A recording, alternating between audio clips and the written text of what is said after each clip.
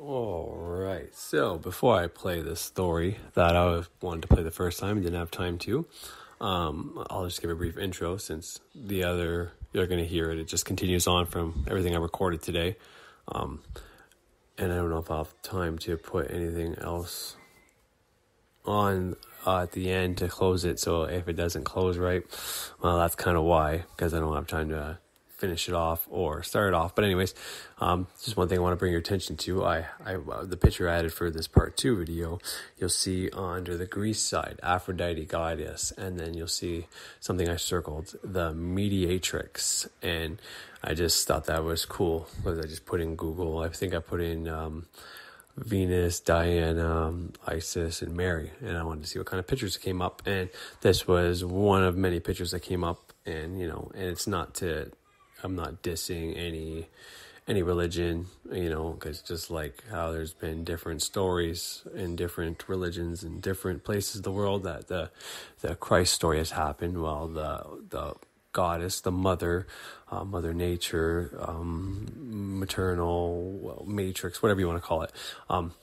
That story's also been perpetuated because every time you have the son, you're obviously going to have a mother and you're going to have a father. So anyways, but I just want maybe to bring your attention to the fact that, because I think Infinite Waters talks about the goddess Medea, and she was cunning and deceptive and all that. And I said that matrix was another word for mother, the maternal, Mother Nature, stuff like that.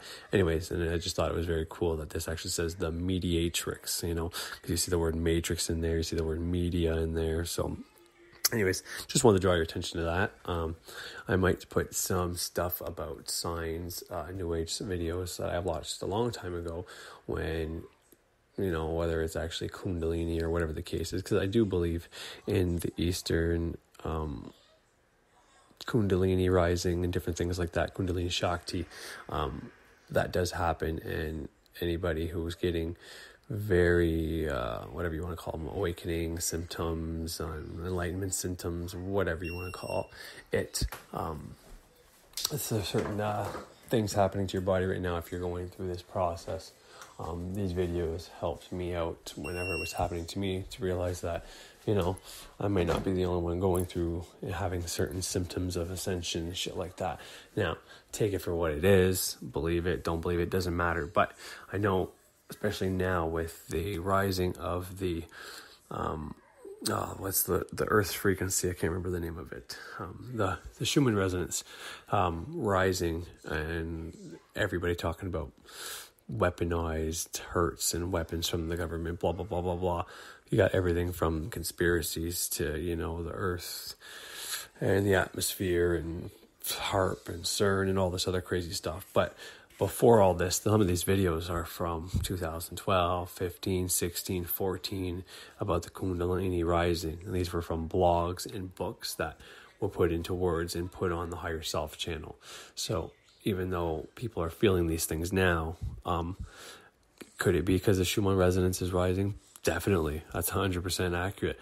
But just so you know, the things I am feeling now are some of the same things I felt back when I thought I was going through the Kundalini rising. And, it's not always a one and done process. And who can really explain how that is actually going to play out unless you're going to read the books and seek a shaman, or maybe not a shaman, a guru who actually knows about that tradition. I mean, it's a very hard thing to break apart and break down and know if you're actually going through it. But, but anyways, so if you hear some of those videos about symptoms and what is Kundalini and stuff like that, well, that's kind of why, because I know there's a lot of emphasis on a different energy and feeling different things right now going on in New Age and different magical traditions. So I just want to remind everybody and anybody that, it might not necessarily be a bunch of theories and things going on today. It definitely could be. I wouldn't dispute it, or I wouldn't disregard those theories. But at the same time, I wouldn't completely say that it's all just something happening now, whereas it's something that could have been happening a long time ago and has been happening to people. And it all depends on whereabouts you are in your own journey. So anyways, without further ado, I'll play what the hell I was actually supposed to play and didn't have time to play the first time around, and I hope you enjoy. And if I don't come back on to explain or say anything else, well, I hope it was beneficial to everybody. And yeah, take it for what it is and have yourself a great day.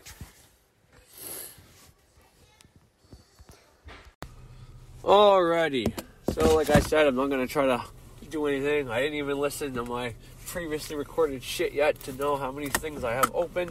I'm just going to start off, because if I don't start, I'll never start. And I'll end up putting out everything I already have without telling you the story I wanted to tell you. But anyway, so my wife, her name is Sandy, and I met her right after, well, during the time I was doing weekends, right after I got in probably the most trouble I ever got into. Got caught smuggling a bunch of times, and then, went to jail for it, and then I got out, did a DUI, and then had to do weekends because of the two things, and then I got a job, and my life was pretty a dark place, and then I found her, and she lit up my fucking world, like Lucifer Morningstar herself, like fucking the goddess Venus came into my life and just grabbed me by the nuts, and not in a way that like, oh, I was so in love and infatuated with her, which I was. I couldn't stop thinking about her. But the fact that she didn't put out first time I met her, but made out with me, it was so sexy. My God, she drove me nuts. That's all I could think about. That's why I tell, well, I don't know how many women, I know there's some women that listen to me, but that's why I say, you want to keep a man, when you meet a man, don't fuck that man. And that man, you kiss him, make out with him, whatever you want to do. You do some touching, but you fuck him and it's one and done. You're going to be gone. Unless the guy doesn't get laid a lot, then he'll stay around. You might make a relationship, but for the most part, you want to keep that man on the hook. Oof, don't fucking nail him. And, talk to him, be smart, intellectual, funny, show your personality, but overall, just don't let him have it until you think he's worthy, until he proves himself to you, and then you'll have him for life. You have him on the fucking hook. She's got me, and I ain't going anywhere. But anyways, that's about me. It's not about her. So I'll tell you what I know about my wife. Well, I've been with her fucking 10 years now, so I should know all about her. We were married for fucking 5. We were together 5 or 6 years before we got married, so hopefully she doesn't listen to this. Not only she listens to my show. And you might say, well, that's disrespectful, but no, it's not up to her. I don't want any of my family. Anyways, I'm getting off topic. Stay on task. Holy fuck, man. It's really hard to do this shit. Anyways, so as a little girl, my wife's got an older brother that she doesn't see. His name is Yvon Pierre. She was born in Montreal, Quebec, and so was he. He's the older brother. He was born first. And my wife's mother, she was another man who was, I want to say, a drug user or a drinker, and he was abusive to her. So she was in an abusive relationship. This is the story we know, and I've never met her biological father. Ever. Neither has she. Okay, so that's not easy for anybody, right? But she had a father figure. He's still in his life, and as far as she's concerned, that's her fucking dad, and she respects him, even though he can take Jesus stuff a little too far sometimes. But she respects him, and Anyways, so in Montreal, Quebec, she had this one son with this abusive man. And she put him up for adoption because she wasn't ready to have a kid. Now her story now is that she, didn't want to raise him with an abusive father. So she put him up for adoption. But yeah, she stayed with the man. And then she got pregnant again for my wife. Okay. So this is in Montreal, Quebec, and she's with this abusive man. And because this is her second kid, for whatever reason, she wants to keep this kid. This time, after she already gave up her one boy for adoption, she wants to keep my wife. But she wants to hide it from the father, the abusive guy, apparently, okay? So she decides to make this plan to actually run away this time, because I guess she tried to run away a bunch of times, but he always found her or kept her somehow, or she'd always come back. I wasn't there. I don't know. All I have is her side of the story. So either she kept going back to him because she wanted to be alone, and this time she was finally sick of his shit, she finally left him, or, he really did threaten her with shit, or, whatever the case is. So she got her mother and my wife's grandfather, which isn't her biological grandfather, but as far as she's concerned, that's her she's a grandpa's girl. She's got a tattoo on her body. She was very close to her grandmother and grandfather, and you'll find out why very shortly. But anyway, so So, because I guess according to her mom, one of the things my wife's biological father said was, I don't know what the fuck to do with a girl, or something to the effect of, it was, oh, now that I have a girl, she could fucking make me some money. And I don't think he actually said anything terrible like, that I can make money from her being a prostitute, but that was what is implied when she told me the story. So she knew she wanted to keep this kid and not lose this one to another adoption or get rid of it because it's not fair. She can't keep having sex, having kids, giving up for adoption. But anyways, once again, the fact that I said about, men having good genes and women picking those men to have kids and shit like that.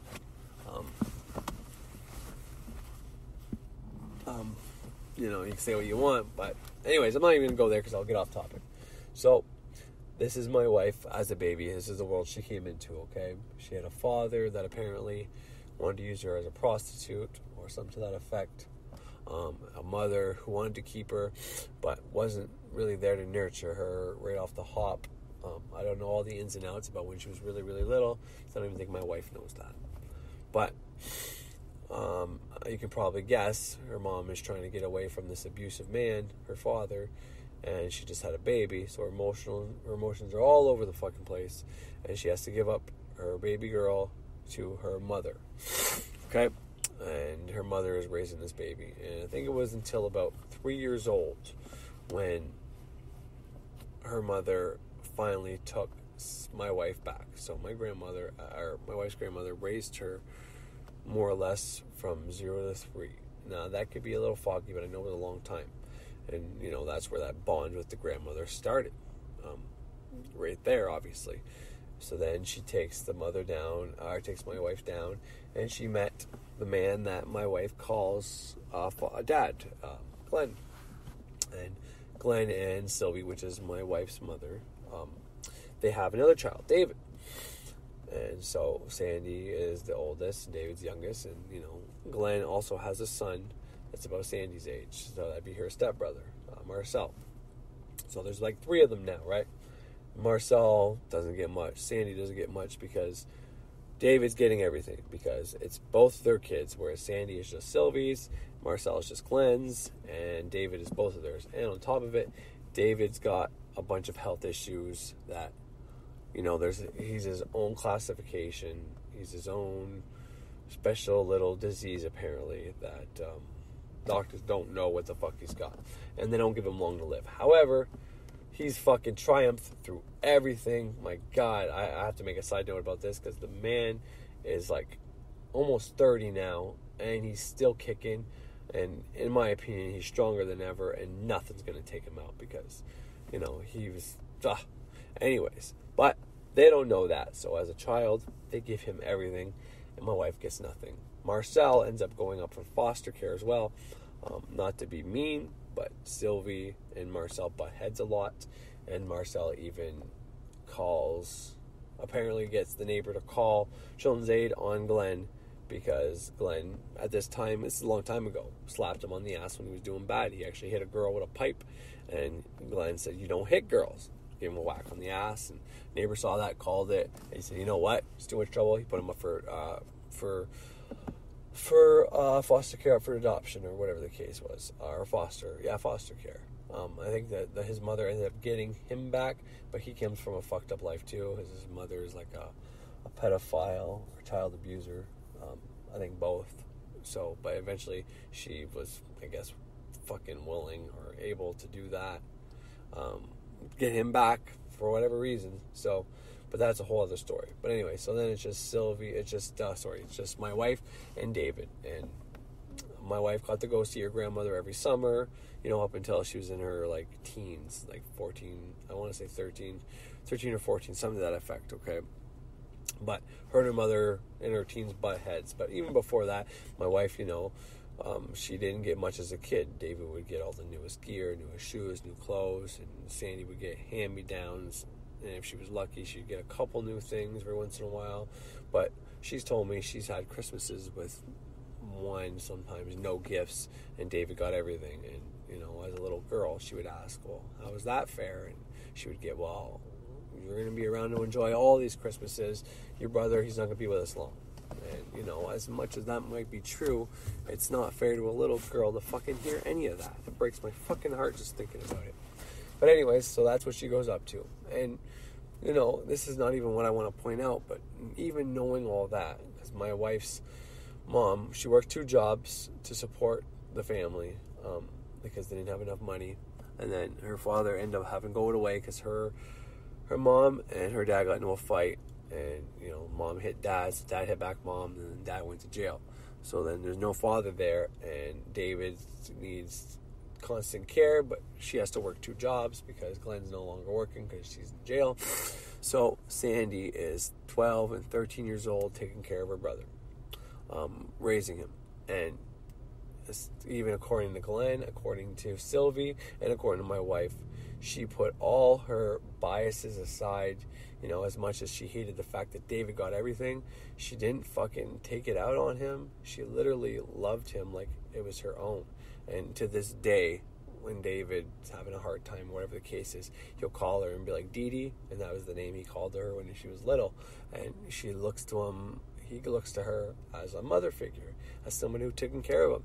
And he wouldn't be like that. I mean, to a certain extent, someone could still abuse. You could be abused by a parent, and you could still show that parent affection because it's your parent. But this is a sister. This is a sibling.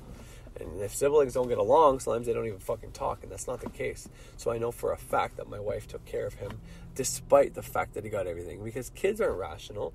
They see one fucking kid getting more than the other kid. My kids do it all the time.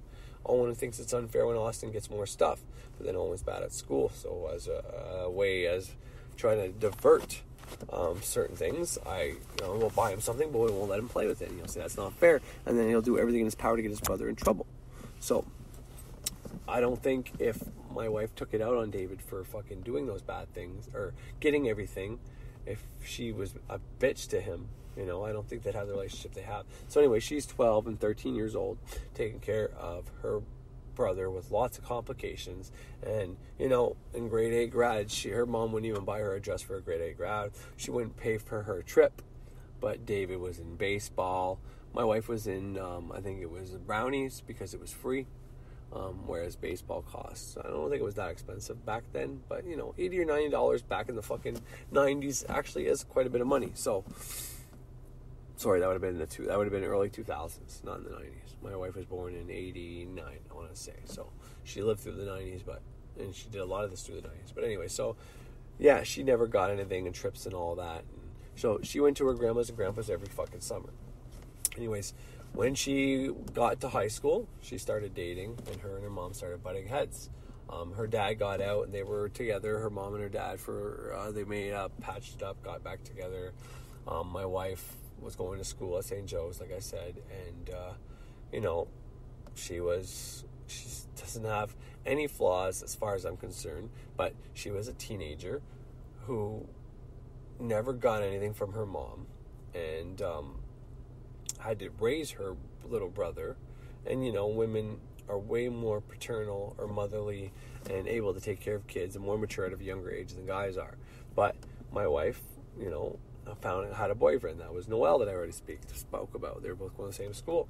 And like kids, they were kissing, making out, whatever. And, her mom started thinking she was a slut and literally calling her bad names like that, saying, you're a slut, you're not going to do that. And Sandy talked back the one day, and then because she did, her mom was upset. And I'm not trying to paint her mom as a bad person, because her mom's a good person. Parents get frustrated. Parents get upset. Parents do bad things sometimes.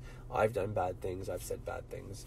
Her mom was going in and out of all that torment with that other man, and then her husband that just went to jail and out, and she gave up one kid for adoption. Her one kid's sick, so please nobody judge the mother, because you don't know how you would have handled any of this in her situation. I'm not trying to judge her. I'm just trying to paint the picture of the circumstances for my wife. I'm not trying to make anything look bad for anybody, because Sylvie has more than apologized and more than helped us out when we have hard times, and she's she can be very negative. She has trouble seeing the positive, but she's had a hard life. She grew up without her biological father, and she was in an abusive relationship that took a toll on her. She gave up one kid. She's been living with apparently Like, when you hear you have a kid and that kid is gonna die, I mean, that's not an easy thing to hear. So please don't think of painting the picture. But anyways, so as teenagers and parents do, they get into a fight. Like, I've gotten into blowouts with my oldest 14-year-old already, where I've ripped things off his wall and yelled at him, and I broke his cell phone the one time. I'm so pissed off at him,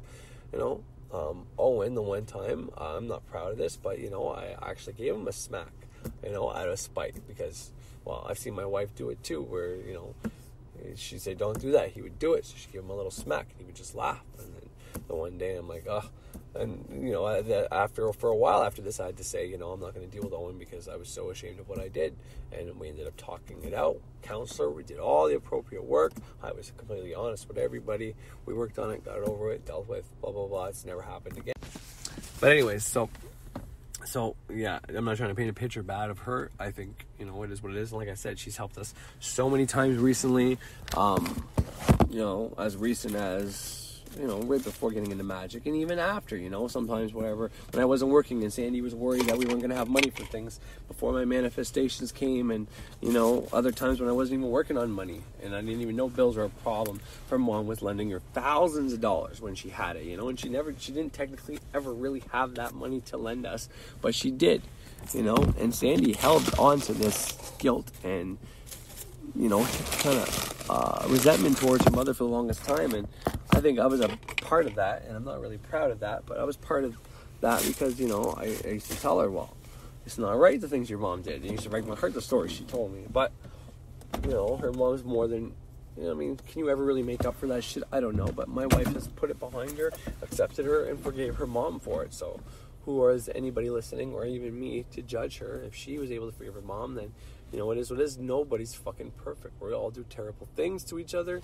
We all do terrible things to each other. We all do terrible things to other people. And, you know, we learn from our mistakes and we move on. But anyway, so, and like I said, there's certain things that Sylvie's had to go through that is more than I'd wish on my enemy when it comes to dealing with a sick child and shit like that. So if you think the things that she did to her daughter aren't fair to her, well, I think she's gotten more than her fair share of payback or judgment or justice. So, and I'm not going to get into everything, but trust me on that one. Anyways, so she thinks her daughter's doing things, accusing her of having sex and all that, and I don't know if she was or not at this point. Probably was. So she goes to slap her, and my wife blocks the hit. Sorry, she doesn't actually slap her, and then Sylvie freaks out, saying, "You assaulted me, I'm calling the cops." She gets on the phone to call the police, and my wife calls her grandpa or grandma, and then within the hour, before even the cops get there, Sylvie's dad, my wife's grandpa's there, takes my wife up to Montreal, where they live, and she stays there for a couple of weeks with them until things cool down, and then she goes back. And, you know, grandpa basically says to Sylvie, if you ever fucking do anything like that to her again, okay, I'm not going to tell you to raise your kids, but call me, we'll take care of her. Don't fucking call the cops on her. Don't you dare do anything like that to her again, basically. Knock some sense into her, kind of thing. But anyways, the damage is done. They've got a damaged relationship. She's not really, at this point, I think Glenn might be in a halfway house trying to, he's like, so when I said they patched up in Glenn's back, he wasn't necessarily back. I think he was in a halfway house. They were going up to visit him and shit like that because of, you know, whatever. Anyways, so, she, obviously, my wife gets pregnant. She's in grade, I want to say 10. I think it's grade 10, 15 years old, okay? So she gets pregnant.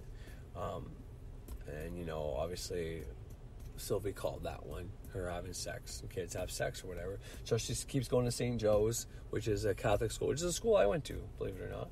So, and we were there, obviously, at the same time. When she was in grade 9, I would have been in grade 11.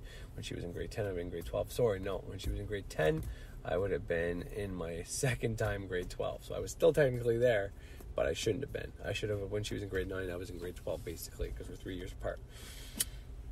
Anyways. Or is that 4 years? Anyways, you can do the math for me. Point is, she kept going to school, and then when she started showing, everybody was very nice to her.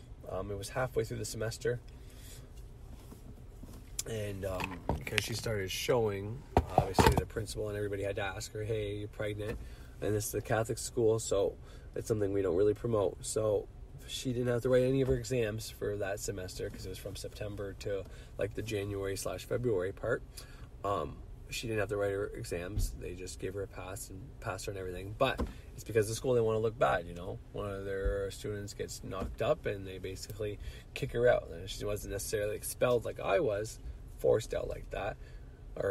Kicked out because of doing bad acts, but she was basically forced out because they want to save face, because if they have a pregnant girl walking around wearing a uniform, it says St. Joe's on it, then it shows that, yeah, it's okay to have sex guys and have babies, which, you know, I can understand, because the Catholic Church promotes abstaining from sex, being chaste, abstaining from sex before marriage and only having sex when you're married and all that. But at the same time, it's not very nice to just kick a girl out because she's knocked up. But anyways, it happens more often than you would believe. So they tell her she has to go to a school called St. Matthew's, which is still a Catholic school, and it's still run by the Catholic School Board because they don't want to lose their taxes. But it's an alternate school for people that get kicked out or have trouble with the curriculum, or troublemakers, or pregnant kids, apparently. So she ends up going to St. Matt's, and she goes there for a while, but she ultimately doesn't finish high school. Her and Noelle, you know, they are on welfare. They're living in, you know, low-income housing because they're having Austin, my oldest right now. And, you know, that's enough to go through somebody. That's enough trauma. We're just right there, you know. But Noelle, being the guy that he is, you know, he's got his own issues. He has his own issues with his father at the time and his mother. He's got two brothers, an older and a younger, so he's the middle child. So he's, you know, he's smoking pot and shit like that. Noelle's mom gives him a car, but then he smashes it. You know, Sandy was driving it for a little bit. When they're 17, they're both not in school. They both dropped out. Neither one of them are working. They're both on the system. Okay, so they're raising Austin, and Sandy, you know, she's being as maternal as possible, and wants to just raise the family, potentially get married one day, go back to school, get a job, and all that. And Noelle just kind of wants to party and be free. So Sandy, because, you know, she has the baby and all that, Noelle wants to go out, get high, smoke weed, whatever. He started doing coke, shrooms, acid, different things like that. Nothing against shrooms. Shrooms is actually awesome, and nothing against marijuana. But, you know, he's got priorities now, you know, spending their money. He would steal from Sandy, steal her bank card, steal the money in her wallet, take their check, and take the baby bonus, and go spend it. They call up his mother to help out, get diapers, because her son spent all the money, and she'd say, oh, sorry, I got nothing, can't find a way. But then whenever they didn't have any money, because Noelle would spend it all, and he needed money for speed, coke, whatever the case was, well, then she would lend him money, even though she knew damn well what the fuck it was for. Sorry about that. Just getting some coffee. So this happens off and on. Noelle starts becoming unstable. She starts threatening to leave him and all this kind of stuff. And, you know, the one day she actually left her once. He's always going out. He's actually cheated on her a couple times. And she's taking him back because she wants to stay together or whatever. But she knows he's been fucking around on her, so to speak. But then the one time she had enough, she found out again that he was doing drugs and cheated on her, so she decides to kind of leave. And, you know, she goes out, and not even leave him, just going out. And I don't even think she was, like, at a bar or anything. Just gone. And, you know, he's freaking out at home because he's got no dope and thinking the worst and just losing his mind. And she gets either a call or a message on her phone saying, oh, I tried to kill myself. There's blood all over the place. Come see, basically. And, like, how much of that's, like, such a fucking cry for attention. You know, people, when they slit their wrist the wrong way, and, you know, they don't even make a note or have a plan, you know, it's already a cry for attention. But the fact that he fucking texts her, telling her he tried to commit suicide, that there's blood all over the place, it's just like, wow, really? So she comes back, takes him back. Well, they didn't really break up even. He was just overreacting. But, I mean, this is a woman who just had a baby, you know. Her emotions aren't the stablest and all that. You know, this man is supposed to be taking care of her, and he's the one he's being taken care of. So he's taking this the wrong way. It's all, woe is me. Instead of thinking about his child and his baby mama, he's thinking about himself. He's fucking thinking his world is done. He's going to finish high school. None of the dreams he's going to have is going to come true and all that. And what is she doing? This whole time, she is taking care of the child. She is raising that kid and not thinking about how her life is fucked up, but she's thinking about how she's got now a baby to take care of. She's got a baby to raise. And, you know, he's just, woe is me. I'm so woe. I'm depressed. I'm going to do drugs. I'm going to, you know, do all this shit. She does actually leave him for a bit, and she moves in with her mom for a bit. Apparently that was pretty much hell. They don't get along well at all living together. And it's not long after that, you know, Noelle says she's going to change, puts up a front. She goes back with him because, well, partly because she didn't want to live with her mom anymore, so they get a place together, and partly because, you know, give somebody a chance. She's a forgiving person. You know, she forgave her mom. She forgave, you know, me every time I fucked up. You know, she never held it against her brother. She's just like a fucking saint, if you ask me. And then anyways, so then they get back together, and then she gets pregnant again for Owen. And I don't know if it was before or after this, but he started doing drugs again. And it might be because of the pregnancy, who knows. But anyway, so they get back and forth. They're fighting so much. Things are bad. And they bring in this brand new baby into the world. This is my second oldest, Owen, the one with ADHD that I talk about a lot. And so, you know, things are getting bad. And then, you know, she knows he's cheating on her and fucking around and doing drugs. He's never home. He's still stealing money, you know, doing all this shit. I'm not even getting into it because there's so many bad things that he's done to her. Like, for me not to want to kick the shit out of him every time I see him, you know, I really got to make sure I don't think about that, because as much as he deserves it, and I'd love to do it, and I'm sure she'd love to see it, the minute I do that, those two boys will lose all respect for me, because that's their father. And, you know, some people might say it'd be the same if he bet me up, but I don't think it's quite the same. I'm the stepfather, and they respect me, and they love me, because, I mean, not Austin, but Owen was calling me dad because he was so young whenever I got into their life, because dad wasn't even in the picture at this point. But, well, fuck. You know, he goes around saying stuff like that all the time. The one time we almost fought, he pulled out a crowbar and was about to hit me with it, and he's like, "Did you see how scared Corey was?" Because I let the boys see everything. Fuck. Anyways, we never even end up fighting, and whatever happened, but he likes to pretend like he can beat me up. And, you know, I try not even to badmouth him then, because it's not good to badmouth him, because even though the boys know he's a liar and he's done bad things to their mom and stuff like that, it's still their father. And the fact that I don't badmouth them, because mom does from time to time, because, well, fuck, he's done a lot of stupid shit to her, so it's very hard for her not to. You know, especially the younger years where, you know, dad would get him a couple dollar store toys, and, you know, we were just paying the bills and, you know, weren't able to get anything. They'd come home with a couple dollar store toys after one day because he didn't even take them the whole weekend. And she'd be like, man, he buys them 2 things, takes them for 1 day, 2 days a month, and he's the fucking hero, and I do everything else. And, you know, I'm like, yeah, babe, but don't worry, they're going to see it one day. One day they're going to see it your way, you know. I had to keep reassuring her that, and that day's come and gone. Like, they know he's a piece of shit, and they know he's a liar and all that, but it doesn't matter. They still love him. It's still their father. They're still going to want, they're still going to need his approval, like most men do, from their fucking father and shit like that. So the minute I was to fight or do anything like that, it would be over a relationship. And I don't badmouth them, and because of that, the boys respect me, because they know the easy way. And even if they don't know it consciously, everybody knows the easy thing to do is to make fun of your opposition. The guy, you know, Noelle is her ex. I can make fun of him. And anybody who tries to make, any step parent that tries to make themselves look better by making fun or fighting or demeaning that child's real parent is never going to win that kid's approval or that kid's anything. You can scream at them until you're blue in the face, telling them how much of a piece of shit their father or mother is, and how you are so much better. And you might be right, but you're never going to win their approval, and they're never going to see your way. They might consciously agree with you, but they're never going to respect you for that, because a respectful person doesn't have to do that. Their actions speak for them, all right? And that's what I've done, and that's what I continue to do. On very rare occasion have I said anything mean, and I backed it up. The one time when I wanted to fight, I said, come down and let's fucking settle this. It was all about him seeing the kids, and I said, you can come see the kids right now. I had the kids right there. I'm like, you're not allowed to be near them, because the children's aid said, and they didn't give us a reason, but they said if we let you near our kids, that we can be in trouble. So you're not coming near them. But if you want to come see them, by all means, come fucking see them. And, you know, and then he got all pissed off and wanted to fight. The kids heard the whole conversation.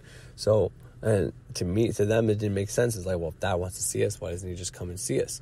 To him, it was about whatever he was trying to prove. So I fucking just called him on. He came over, and then he pulled out a crowbar. And he still likes to bring that up, like I said. And I just tell the boys, I'm like, it is what it is, guys. We didn't fight, so I can tell you that I would have kicked his ass, or this is why I would beat up your dad, and I could make fun of your dad. But truth of the matter is, we didn't fight, so we don't know who would win. All I know is most guys that have to pull out a weapon, it's because they're not confident in their fighting skills, you know. So they pull out a weapon like the little dog barks because they want to make themselves look bigger. They pull out that weapon so they don't have to fight. So either they're going to hit me in the face with that steel piece of metal and I'm going to be knocked out, or I'm not going to fight them in the first place because I'm scared of the weapon. That's why people do that. And they understood that. And their dad goes around bad-mouthing me behind my back saying he would have kicked my ass because he had a crowbar and all this. And they understand that, you know, that's a pussy move. So I don't have to bad-mouth him for them to respect me. But anyways, I'm off topic. So they got back together. He's doing all this bad shit. And the one day when she refuses him money and his mom can't give him money and there's no money anywhere, there's nothing else to pawn off, that he's pawned off all her shit, jewelry, money, things from her fucking grandfather, because her grandfather passed away sometime during this, and it was pretty bad for her because she was a grandpa's girl. She was pretty torn up about that.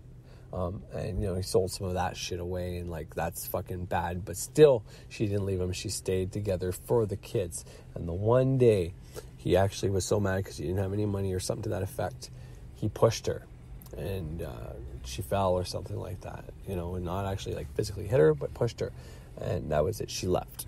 And he was texting her, wanted her back. He was sorry. He was going to change. All that same fucking bullshit he's done, I don't know, 2, 3, maybe 5 fucking 100 times before. So she says, okay, I'll come to your mom's house and see you, and we'll talk, and okay, I believe you, we'll work it out. I need you to sign this paper, and then after you sign this paper, then we'll work it all out and everything like that. All this paper is for baby bonus custody stuff, so we get, I forget exactly what she said to him, whatever the case is. And then he said, okay, no problem, I'll do anything you want. So she goes down there, he signs the paper, she says, thank you, and she fucking leaves. And that was a paper for the first steps for custody or something like that for the kids. And he freaks out and he fucking gets super mad at her and whatever. And then, you know, she tries to play the whole thing. She tricked him and this and that in court. But then, you know, when it comes down to it for the rights, okay, so she had primary custody. She got all that. The judge gave her everything. And then at one point there was something going on. Okay, there's a clause in there stating that she's going to have full decision-making authority over what school they go to, if they want to leave the country, leave the state, and if he signs this, he gives up all his rights. And then he's about to sign it, and the lawyer's like, you sure you want to do that? He's like, we can amend that, you can add some things to that, you know. And my wife was even willing. She's like, yeah, no, we can work something out, no worries, I think he should have the right. And he said, nope, he just fucking signed the line right away, like it didn't even fucking matter. And like I said, he's probably kicking himself in the ass for that now, because he's got no say. And my wife is not an unfair person. She actually tells him more than he needs to know, and more than she should tell him. But, you know, it just shows you how much of a woe is me, my life sucks. So not even, I got to have 2 kids early, never got to finish school, this and that and the other thing. And now my wife's leaving me, or my girlfriend's leaving me and taking my kids. And he signed that away so he has more to bitch about, because he's so addicted to his fucking dumb, stupid negativity. That's all that is. But I wanted to illustrate that for you, because that's not easy. And the reason, I hope everybody understands, that wasn't easy doing that final step, leaving him, was the fact that she took him back so many times, and she was so wanting to make it work with him that she was willing to put up with him cheating, everything. It wasn't until she pushed him. And it wasn't her she was concerned about. It was the fact that if he can push me because he doesn't have money for drugs, then he'll hurt the kids. And that was the last straw. That came out of her mouth. That's what she told me. And, you know, I'm inclined to believe her, because why the fuck wouldn't I? She's more honest than I've ever been in my life. But anyways, so what I want to focus on, and I'm going to actually read to you. And the reason this all came about, because yesterday morning, my son's girlfriend came over after her exam. And I thought she was staying, like, while I was going to work, and I was a little worried. And I'm like, well, they're both 14, and I mean, that's when I lost my virginity. When the girl I fucking slept with, my girlfriend, was in grade 8, and I was in grade 9. So I don't think I should be alone and all that. And we were talking about that. But before that, I was meditating, and, you know, I was trying to focus on something specific, but all the ideas coming in my head was about my wife's life. Like, all this shit I was just telling you was kind of what I was getting flashes of in and out of, trying to focus on a certain question I wanted. It had nothing to do with this. But then Austin comes up and tells me his girlfriend was coming. So I was like, oh, fuck. So anyways, me and my wife started getting in a conversation, a little bit of debate, not quite an argument. And, you know, I texted her a few fucking things. And I'll read you kind of what I texted her, just so you know kind of where all this is coming from. In just a second here, and it's because I didn't want anything bad to happen to, like, Austin's girlfriend, because, you know. Okay, give me 1 second. Okay, so right now, because I went downstairs, because she was saying, well, I think they're more mature than that, they're not doing anything, and the only rule we have, you know, someone has to be home. And that's why I was kind of concerned, because I didn't think... Anyway, she ended up leaving, though. She wasn't there while I was gone. She left before I even went to work. So there was actually no worries to worry about. I assumed that she was staying last night because my wife had this event, raising money, casino night for my daughter's dance. So when I went downstairs, the door was closed and they were in his room. So I freaked out. I said, Austin, if you don't open this fucking door, I'm driving her home. We have one fucking rule, and if you can't follow it, she's not coming. I said that right in front of both of them. So if they were planning to do anything, but that killed the mojo right there, because, you know, yeah. Anyways, so this is what I wrote to her, and that's violating trust. Maybe have a talk with them later, saying if we're gonna trust you to have her over, and you can't even follow one rule, then she's not to come over anymore. I'm sure I scared the shit out of her because I don't yell nicely, and the TV is now on and it wasn't before. I don't care. She also knows it's a rule, but she's the one that school and her life will get postponed if something happens, and they both don't realize that. And how could they? It's not their fault. We're all wired like this, but Austin's life won't get fucked. It's hers, but we know how that works out. Look at you and Noel. That's the guy I'm talking about here, my wife's ex that she had the 2 boys with. You had to stop high school, and Noel didn't really have to, and yet you finished and he still hasn't.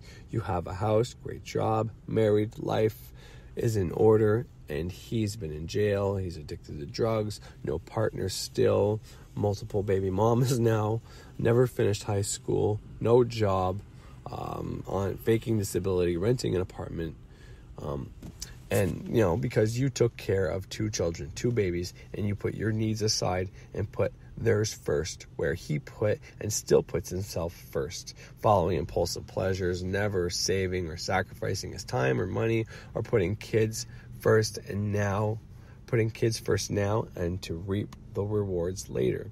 And that's why, even though in high school it might have been tough, you're now getting benefits from all the sacrifice you made for your boys.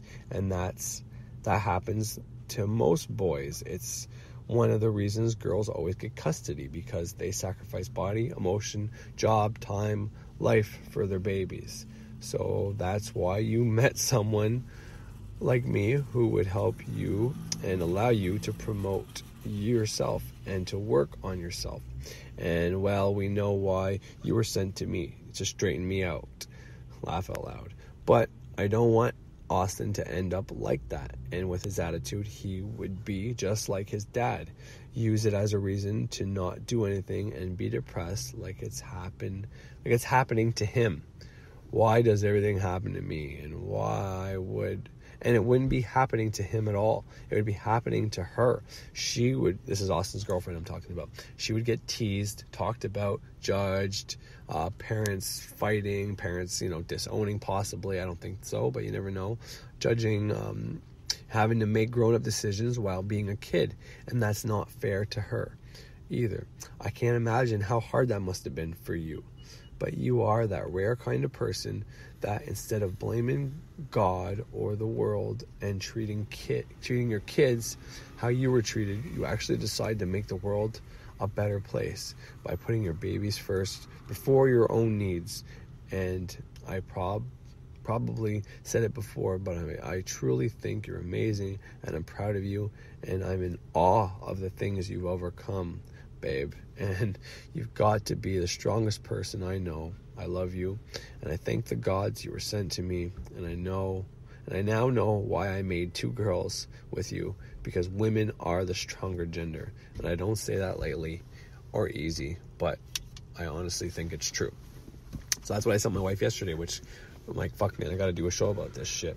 And you know, I listened to the Peterson thing I played for you the day before, where he talked about that woman who could have perpetuated her bad circumstances but chose not to.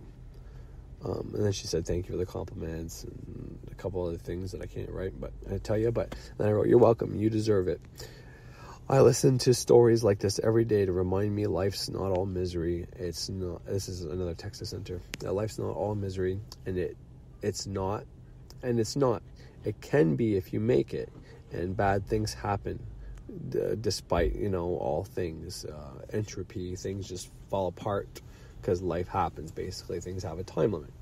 But how you act after tragedy is what will determine if you will be miserable or happy. And while I was meditating, I thought of you, and this all came to me. And then Austin came up saying, Maddie's coming over. That's his girlfriend's name. Laugh out loud. But you are a success and a story of how a girl, teen pregnancy, drug addict, violent, suicidal boyfriend didn't end up on welfare, made something of herself almost from nothing, and you're not 40 or 50. This was at like 25 to 31, because that's how old my wife is. She's 31 right now. And it's actually earlier than that. This is like from like 14 to 31 is her story.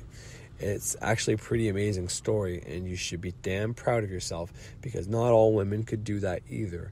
And it's not like I've been a picnic either. Gods know I've got issues. And laugh out loud. And I'm not trying to take credit for your accomplishments. I mean, when I say I allow you to do you, is with Noel. He's been gone getting high. He'd be gone getting high, not willing to work. So you had to stay home and protect your kids, even from him. But I'm willing to watch them while you do shit and work, so you can provide more and allow you to have your own time. And look what happened as a result. You started working. You were persistent. You got the government career. You got me in at my Matrix job and the job I'm at now, because she always sends my resume and does all the legwork. Even my journey, it was my credit that got my journey, but you did all the work for that. And you got the car out of your dad's name that we were driving around. You gave that car back to him.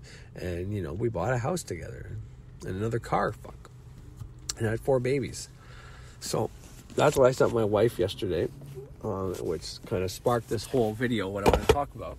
But I just wanted to show everybody a real life example of how when you put your needs aside and you focus on other people, you know, or you sacrifice now, pleasures of now, or whatever it is now that you want to have a better future, because you have to bargain with it.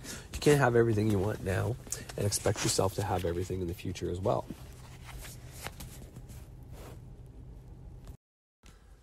It's one or the other, basically. You know, if you want to have a good future now, well, you want to have a good job now, well, you want to be in shape, you want to lose weight, you got to put in the time and the effort. You have to sacrifice your time, got to sacrifice your money.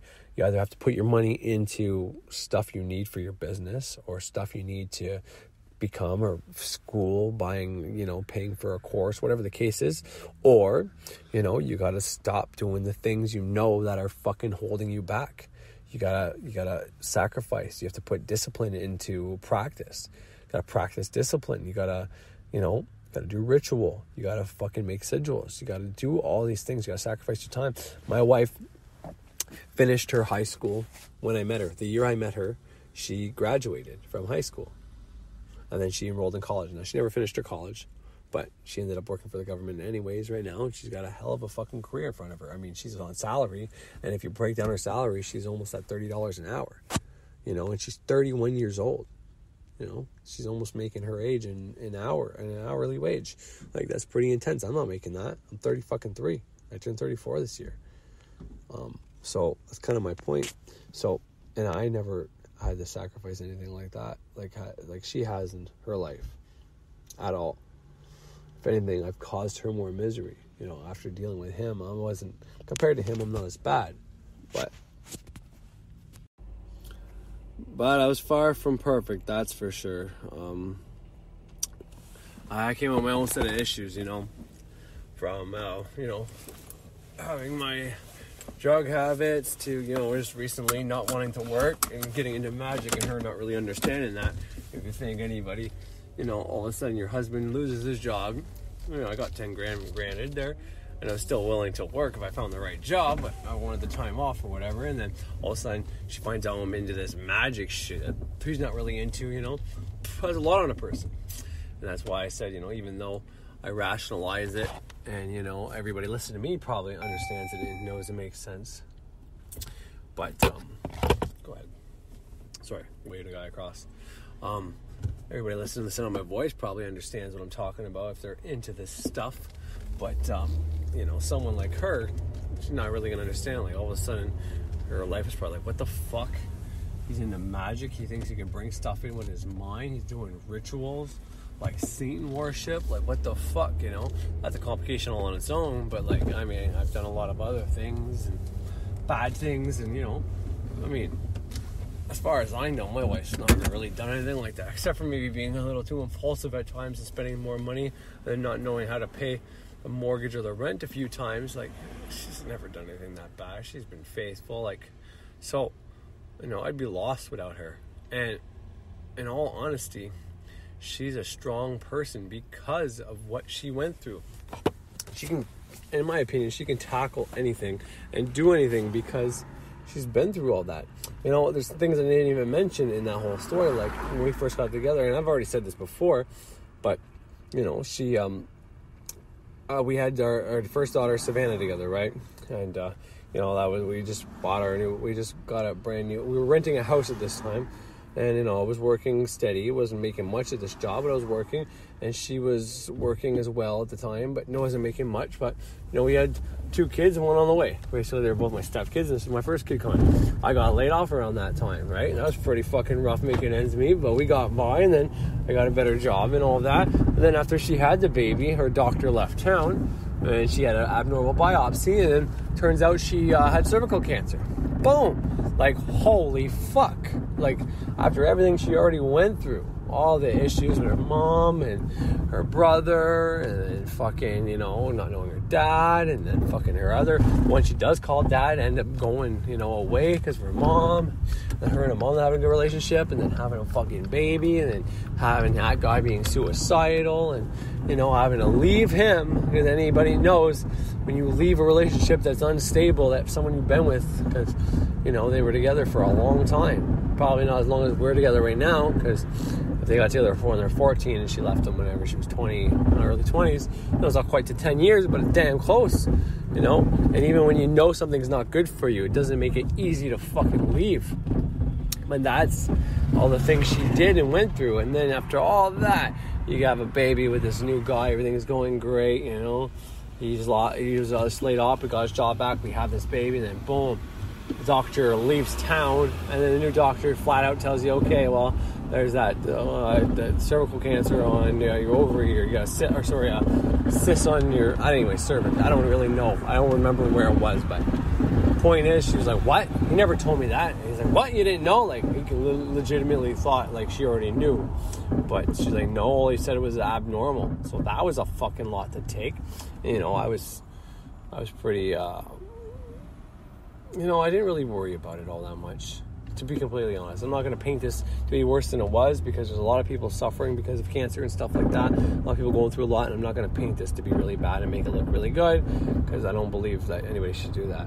I'm pretty sure that I wasn't into magic at that time, but I had complete faith that it would go away, because the doctor didn't make a big deal out of it. He basically said, you know, it's fairly small, and before it gets any bigger, we're gonna schedule this to basically remove it. So he made another appointment just to check on it to make sure it's not bigger or smaller, and she's like, no, no, don't even do that. She's like, just make the next appointment. Because he wanted to do one more appointment to see if it gets smaller or bigger. But, and she's like, no, just remove it. She's like, I don't plan on having kids anyways anymore. We had one girl, we're good. Because basically by having this part removed, wasn't one of the things where we might not be able to have kids. And obviously that didn't fucking happen because we had another baby after that, a fucking girl. Shows you how strong my motherfuckers are, eh? No, it's not about me, it's about my wife. Shows you how fucking strong my wife is. She can have a piece of her fucking cervix removed and she can still have a fucking baby. Like, my God, there's nothing my wife can't do. So if anybody out there doesn't understand why I'm with my wife, and because I have all those episodes about me fighting with her, and then I always end up taking the fault and apologizing, and they don't know why. If they think that, if someone thinks that, why is he with her? She sounds horrible and shit like that. That's why. Because she can fucking overcome anything. And then you got to that pregnancy. That's why I have that one episode where she's getting a tummy tuck, so to speak, because she wants that, because she has 4 fucking C-sections. I don't know, natural is probably worse than a C-section because it puts you out. Obviously, the pain after, though, can't be that great.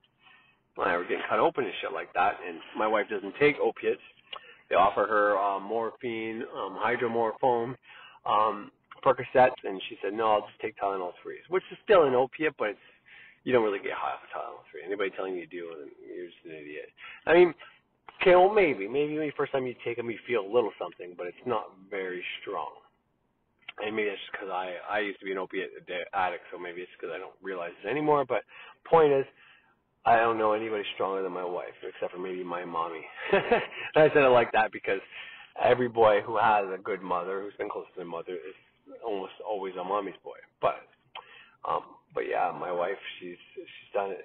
I can't say she's done it all, but with family members passing away, with sick siblings, herself having a disease and, not getting down on herself, the fact that she didn't know her real father, her mother wasn't very nice to her growing up, or at least that's how she perceived it, right?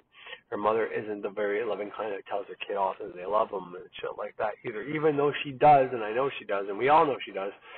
She doesn't necessarily always say it, and she doesn't have a real father, but when she does consider a father, he is very loving, but, he was gone for a while, too, out of there, and then she meets a man, has a baby with that man, and he becomes fucking suicidal and violent, and she has 2 babies with that man, just women having to deal with the fact that, fuck, the guy I had kids with, I can't be with for the rest of my life, because everybody has this stupid program and paradigm in their head that, you have to be with the person you have kids with, and it's not right if you don't, and who wants to be with a girl with 2 kids? Well, if you're a girl out there that has children and you're worried about that, don't fucking worry, okay?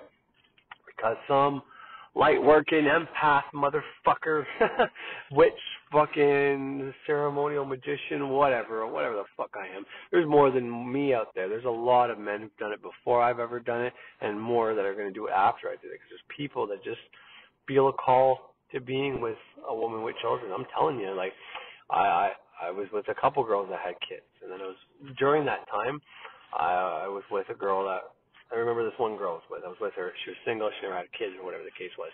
I ended up leaving her for the girl with 3 kids. It wasn't my wife now. It was a different girl. And she was like, I don't get it. You're going to go with a girl that already has 3 kids, already has baggage, and you could have been with me? It's like, yeah, absolutely. And that's one of the reasons why. You think it's bad to have 3 children, and I think it's a fucking noble thing for a woman to be a mom and be taking care of 3 kids, because that's not an easy task. That shows me that woman, that girl, because, not every girl that has kids is fucking mature or a good parent, but for the most part, especially if they put up a good front, but for the most part, it shows maturity. It shows that, fucking, they're going to do whatever it takes. I want a woman that's not going to put me first. They're going to put their kids first. A woman's going to put me first and idolize me. That's not good. I don't want that shit. I want somebody who's going to contend with me and work with me and not, idolize me or think I'm great or do everything I want or just keep me happy. I want a girl who's going to put their kids first, so I know they're worth being with. Because someone who's going to put me first or themselves, no. But putting your kids over you, that's different. But anyway, so that's the story I really wanted to tell you guys today, and I think it's a really good story. And this the overall point I want to make, because it's not really magical, but I'm just giving some motivation. Every episode I make always has a whole bunch of shit in it for everything. On a whole lot of stuff.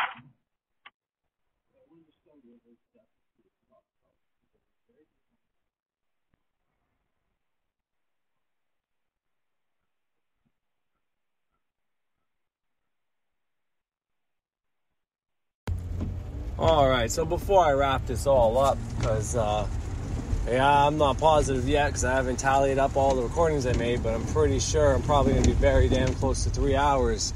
I might even have to make 2 episodes, and that might not even be with putting the Peterson fucking clip in here there. Without that, I think just my recordings itself are going to be close to 3 hours. But all that being said, with what he mentioned about the dark side and how people, how the Columbine killers and all the people that, are mad at being God, life itself, and they get into the depressive state. Not everybody goes to the extreme of either killing themselves or killing others and then themselves, but certainly a lot of people get into this nihilistic state of being at some point in their life, and it's a hard thing to get out of.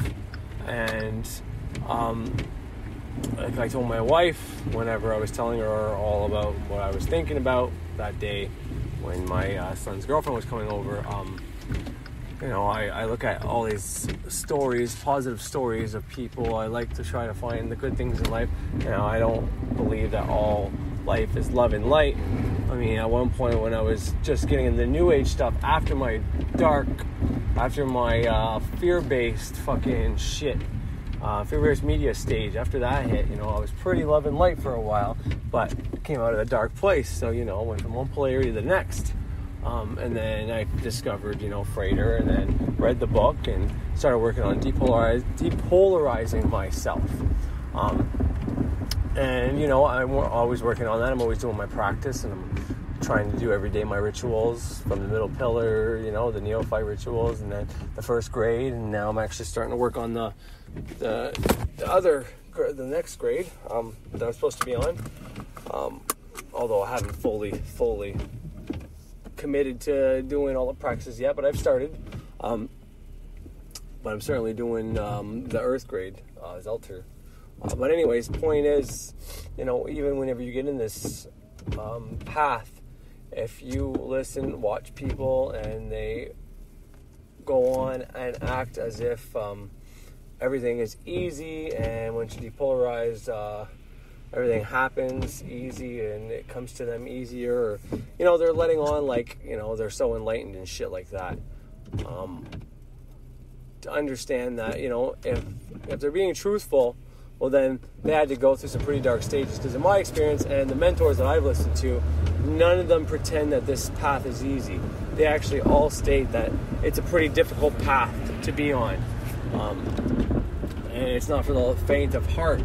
And that's one of the reasons I truly believe that finding enlightenment and doing this, going on this path, truly find yourself and get to where you want to go through exploring your dark side, because you can't ever find light unless things are dark. And likewise, you can't have night without day, you can't have day without night. You can't be hot unless you're cold first, you can't be cold unless you're hot first, kind of thing. There's always a polarity battle there. And being in the middle is great and all, but to manifest things, you have to use your emotions correctly. And that means, using happiness and love when it's needed, and also using dark emotions. Now, I haven't gotten into using any dark emotions to bring stuff to you when it comes to like manifesting, but you certainly can, because that's kind of our default setting. And most people, unless they have this outlook on life, they're mainly positive and not pessimistic, they're optimistic, then, they might use happiness to bring stuff to them unconsciously. But most people, I think, use the negative emotions to bring in the shit they don't want more than they do the opposite, the reverse. So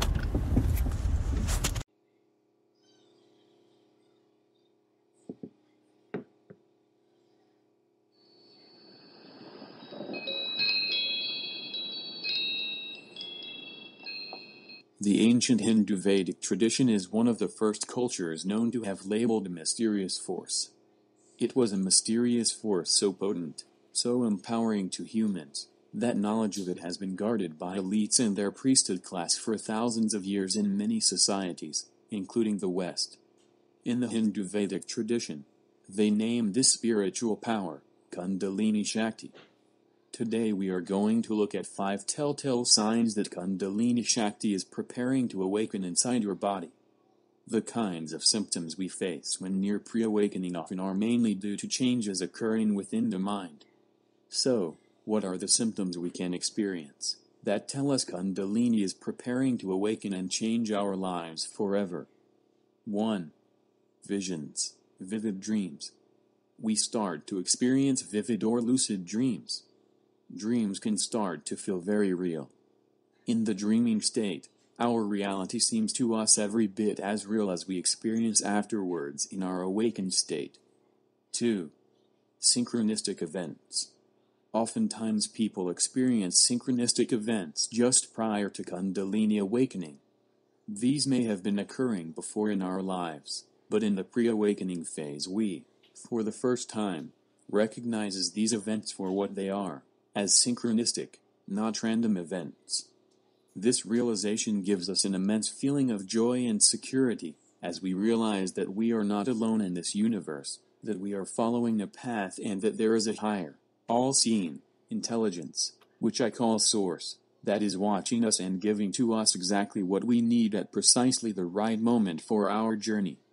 Synchronistic events tell us that gifts are given to us by the universe, by Source, when this higher intelligence determines that the time is right for us to receive it. 3. Insights. Shortly before full Kundalini awakening, we may experience some jarring insights.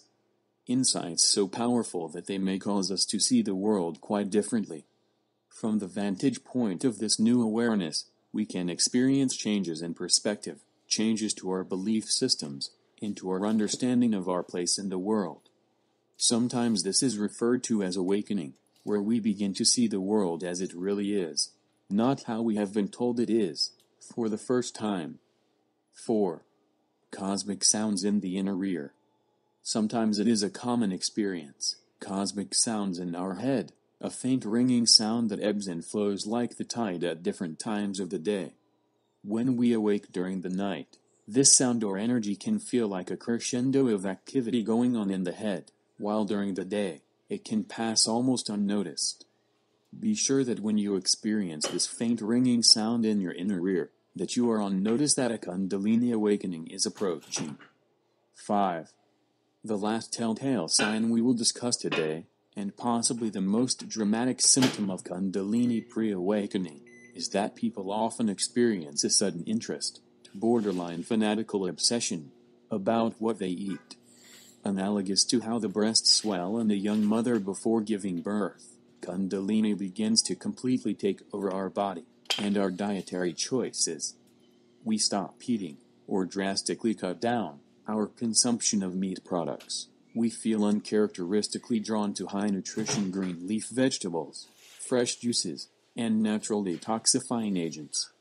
What is happening here is that Kundalini is starting to prepare our body, getting our body in shape, for the relentless working of Kundalini energy that will soon invade our body. Understand that this is a spiritual energy that will work tirelessly around the clock to reformat our physical, emotional, mental, and spiritual bodies, enabling them to work at a higher level of functionality, paving the way for our ascension and our eventual transmutation into 5D light beings. This is the power of Kundalini Shakti.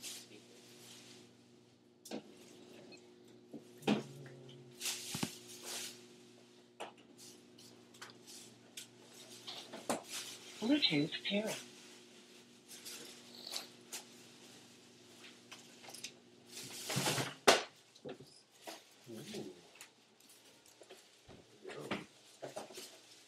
Actually, like just follow the table. And there's no cooking into it. I want to ask for food a while ago. On the way, and then I realized there's 2 of them, so. I replaced Boo Boo's cookies and her Twinkies. She wants them for school.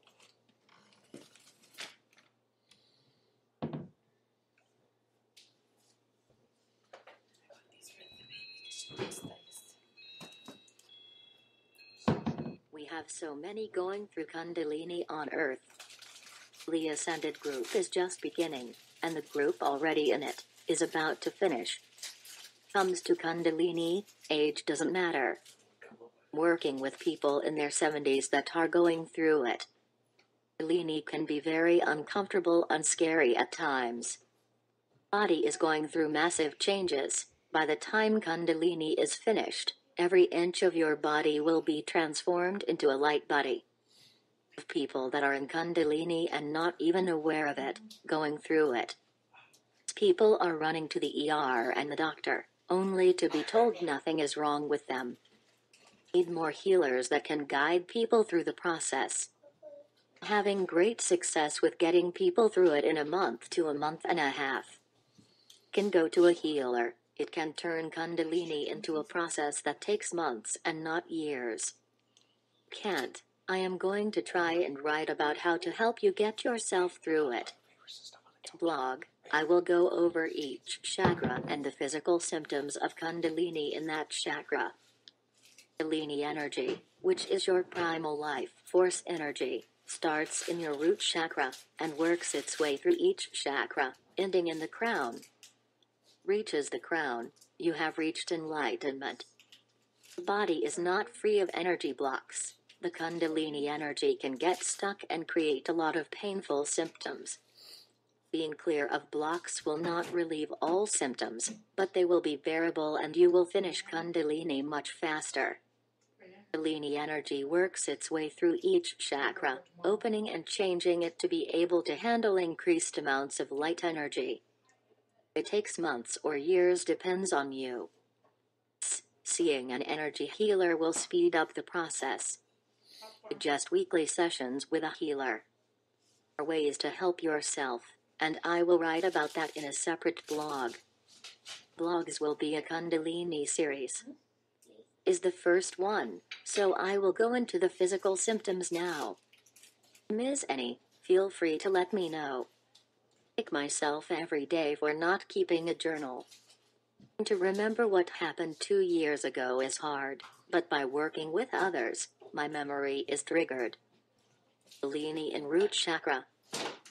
Weakness, nausea, leg pains, and pain or pressure in the root chakra area is due to it being hard to stay grounded. Sacral chakra. To the bathroom constantly and feeling pressure on bladder, bowels and reproductive organs. Large amount of energy changing your body puts pressure on your organs. Urinate and then 2 minutes later have to go again. Experience bladder leakage as in when you cough or sneeze. Solar plexus chakra. In and around ribs and middle back pain. Have really bad back pain but have done nothing to hurt yourself. Is happening to many right now, including my twin flame. Twin is not a full believer yet, so he is using 3D methods to cope, as these aren't working. I think he will be open to healing today. The healing only works if you believe it may work. Doesn't have to be a lot of faith, but at least a little bit. Chakra. Palpitations and chest pains, which are very scary at times, can feel like a heart attack. This was happening to me. I had horrible pain under my heart where my ribs were. Energy can, at times, feel electrical also. Chakra. Or throat, coughing, tightness in throat, dry throat, and feeling like you need to clear your throat constantly. I have one client who woke up speaking light language. Never happened to me, but I wish it did. Eye chakra. Mind chatter, headaches, and hallucinations, rare. Low pressure or throbbing in third eye area. Chakra. Pressure, almost like something is sitting on your head.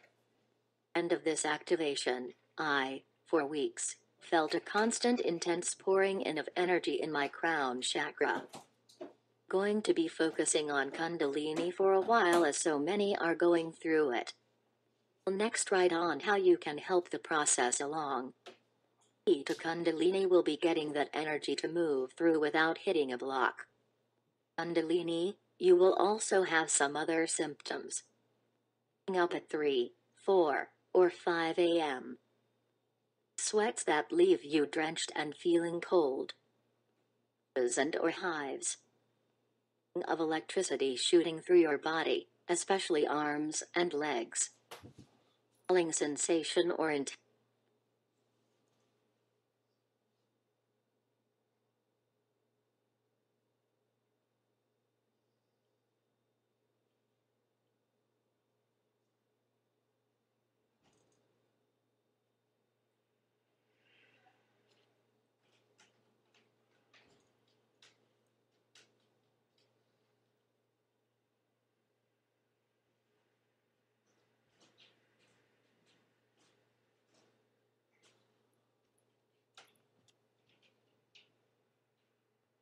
itching all over body.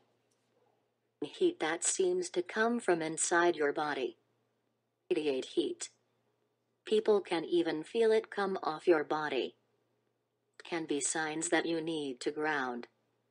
Going through Kundalini, there is no reason to raise your vibration as you have massive amounts of high-frequency energy going through your body. Actually want to stay as grounded as possible. Just walking in nature, grass, or dirt, but actively grounding. Imagining roots coming out of your root chakra to the middle of the earth is very helpful. Just consciously grounding your energy a few times a day. Not everyone can afford regular sessions with an energy healer, or don't have access to an energy healer. I wanted to give some tips on how to help yourself through this process. Much as you just want to stay in bed or lay on the couch, that is the wrong thing to do. Work with the Kundalini energy, you will get through this much faster and with less pain.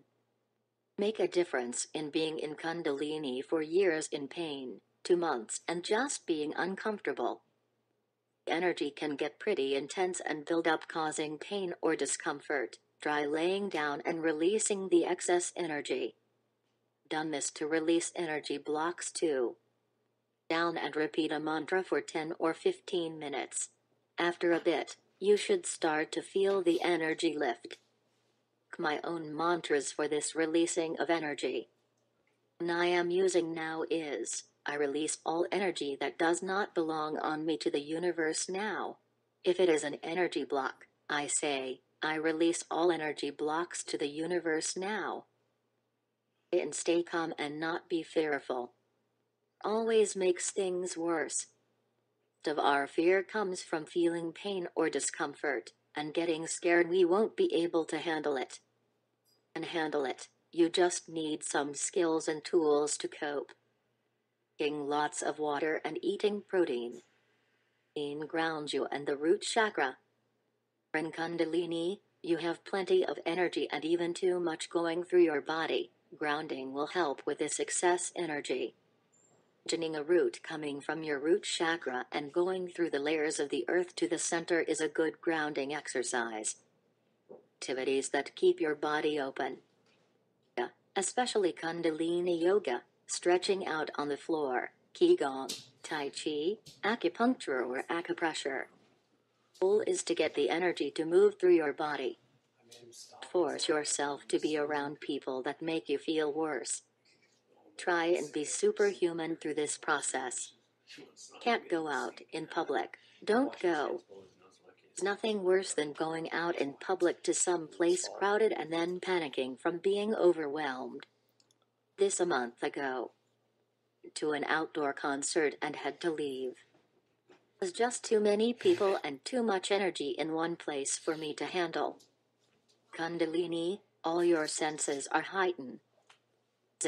Smells, and bright lights can easily be overwhelming when you are sensitive. Okay to not go to that wedding or family get-together if you are overwhelmed. Meditations that concentrate on moving energy through chakras and energy channels. Kundalini becomes a problem when the energy hits a block. In your microcosmic orbit, a group of 12 chakras that surround your body in a circle, is important to keep energy moving. When you are done with Kundalini, you might want to limit listening to binaural beats or other frequency-raising activities. This amount of energy in your body, you want to ground and release as much as possible. An awakened person to help you through this. People that have been through this that can coach you through the process and give you support. Are trying what I suggested and not coping well, ask the universe to send you someone to help you. Many of us went through this alone, but now there is no need for that. Others have gone before you so that they can help. Reach out and the help will be there. Oh, it's hard. I have been there. Stayed in my room for the first year, and the second year of Kundalini I spent every day off work in bed. Thought I would never feel good again. Nothing to help my Kundalini work through, and I suffered for it. Actually just meditated, thinking that was enough. Really didn't know as much about it as I do now. Also didn't ask for help from my mistakes and participate actively in your Kundalini process. Didn't know anyone who had been through it then, but there are people that have been through it now. I'm helping 2 people through it now, and the progress and difference is amazing.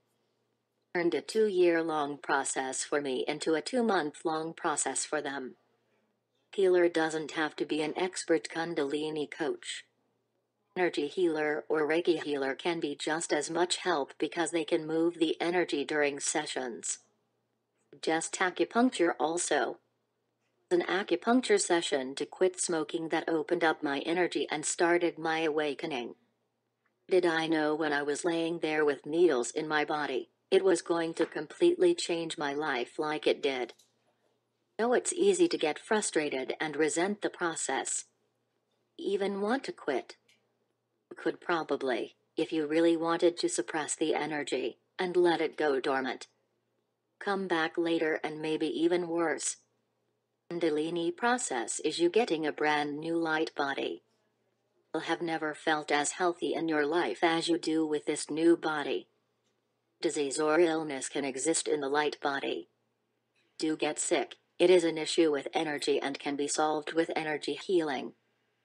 Eat a reasonably healthy diet and not ever have to take vitamins or supplements. Feel lighter and your energy will flow smoother. You'll have to say goodbye to some things like alcohol and deep-fried foods, as these make you feel sick and your body will not react well to these toxins. Light body will let you know what is healthy and not healthy for you. You'll instinctively know what is good for you and not good for you. You'll also say goodbye to doctors and modern medicine, no more of that vicious cycle. Solve any health issues with energy healing, some essential oils, drinking clean water and eating healthy foods. Only downside is bugs love to bite me and I have allergic reactions to the bites. Be with a group of people and get bit while no one else does. Taste good to bugs. My body doesn't like something, I will have a skin allergic reaction. Has helped me weed out what not to put in it though, and avoid those things. I suffered, but it was worth it. Do it again in a heartbeat. Rewards of having a happy, healthy, light body all the time is amazing. You are going through Kundalini and it will change you and your life completely. This is the whole purpose of Kundalini. Tears your life down, changes you, and then you rebuild your life into a better one. Primal life force energy comes from the sun. Pure solar energy, so to our dense bodies, it can be very uncomfortable. With going through the physical, you go through mental and emotional too. Before you awakened, you were only functioning from your root, sacral, solar plexus and heart chakras. For 3 chakras, throat, third eye and crown are our spiritual chakras. After we awaken, we start to use these upper 3 chakras more. Kundalini takes more time to get through your lower 4 chakras and a lot less time getting through your upper 3 chakras.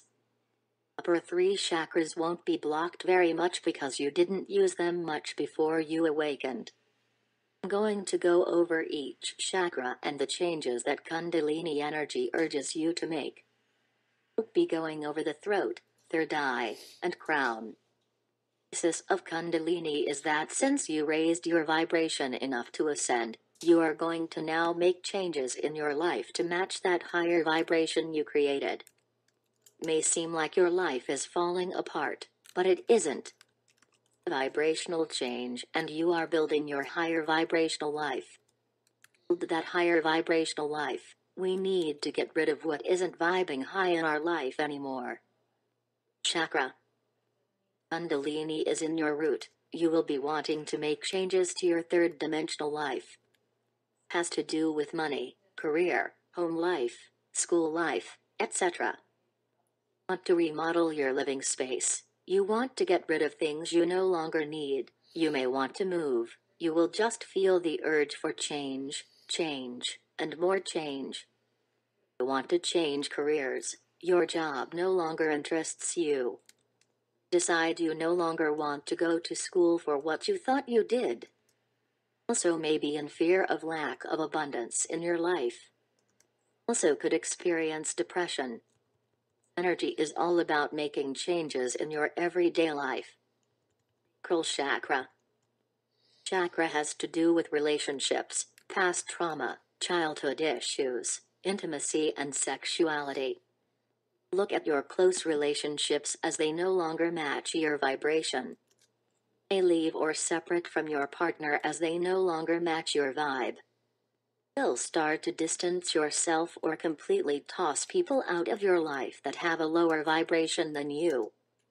They have an increased or decreased sex drive during this time. They deal with past childhood trauma or abuse. You distance yourself from people and have a hard time with intimacy. It is all normal when Kundalini energy is in your sacral chakra. Solar plexus chakra. Chakra is personal power. Confidence, self-esteem, and willpower have to do with this chakra. Kundalini is in this chakra. You may feel down on yourself and not have the energy to focus and get stuff done. Also may feel walked on by other people due to lack of boundaries with others. May experience anxiety attacks. May notice more how others steal your energy. Feel used, attacked, or criticized by other people. You will feel it in this chakra. Also is the most common chakra to get an energetic cord. Is where I always find them on people. Is from lack of boundaries with the person you share a cord with, which is how others feed off your energy. Balanced relationships in your life will affect this chakra. Chakra is your love chakra. Be so easy if it was all about love for